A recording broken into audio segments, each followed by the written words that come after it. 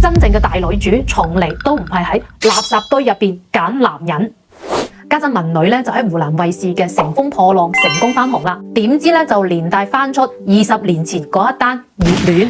當年嗰一套《我和春天有個約會》捧紅咗鄧萃雯同埋江華啦，但係戲外嗰場春天啦，就搞到文女半世人都抬唔起頭。今日我哋就一齊嚟回憶下呢一段孽緣。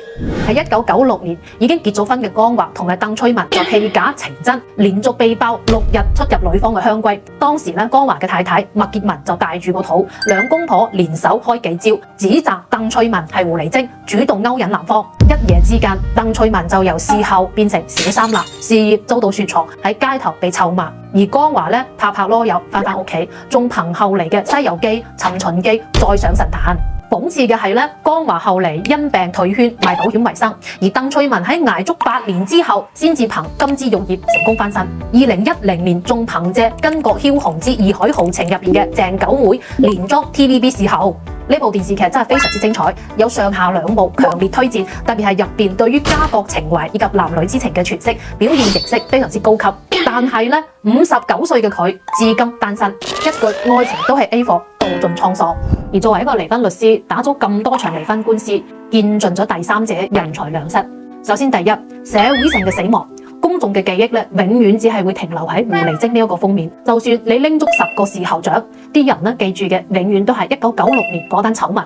第二，情感嘅博削，男人一句年少輕狂就可以甩身啦，留低你獨自承受罵名。江華喺接受採訪嗰陣時咧，仲話愛過，但係唔後悔。第三，法律責任，原配可以起訴第三者，追翻佢嘅老公送俾佢嘅禮物同埋轉嘅錢。咁順便分享一個我自己經手嘅真實案例。男方咧係深圳本地嘅拆遷戶，已經80歲啦，但係咧偏偏老當益壯，喺出邊有好幾個女朋友，而呢啲女朋友咧比佢個女仲細，平時大手大腳咁轉錢俾佢。呢個阿伯咧佢都幾聰明下，留低所有嘅轉賬記錄，然之後佢老婆再一個個嚟起訴，順利咁將啲錢全部追翻嚟，係咪好勁爆呢？作為一名婚姻律師，我睇透咗3樣嘢。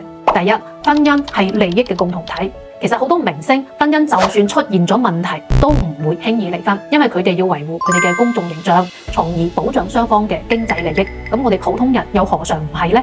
第二，男人講嘢靠得住，豬乸都會上樹。你以為自己係真愛，其實只不過係佢慾望嘅備胎。第三，絕對唔可以做第三者。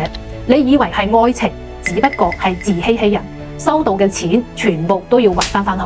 所以姊妹們記住啦，真正嘅大女主從嚟都唔係喺垃圾堆入邊揀男人。